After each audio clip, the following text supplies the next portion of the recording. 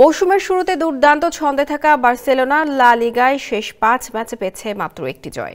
একের পর এক ম্যাচে পয়েন্ট হারায় চিরপ্রতিদ্বন্দ্বী রিয়াল মাদ্রিদ এখন নিঃশ্বাস ফেলছে বার্সার ঘাড়ে।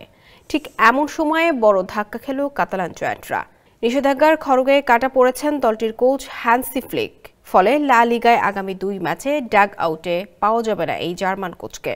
গেল শনিবার লিগে রিয়াল বেটিসের বিপক্ষে ম্যাচে লাল কার্ড দেখেছিলেন তিনি, যে কারণে তাকে ২ ম্যাচে নিষেধাজ্ঞা দিয়েছে লা লিগা কর্তৃপক্ষ।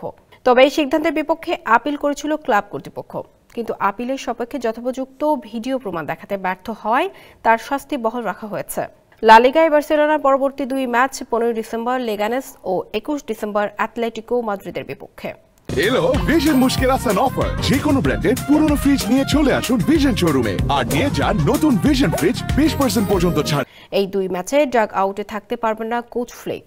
ফলে চলতি বছর বার্সার ডাগ আউটে আর দেখা যাবে না বার্সার এই মাস্টারমাইন্ডকে, কারণ চলতি বছর লা লিগায় বার্সার আছে আর ২ ম্যাচ।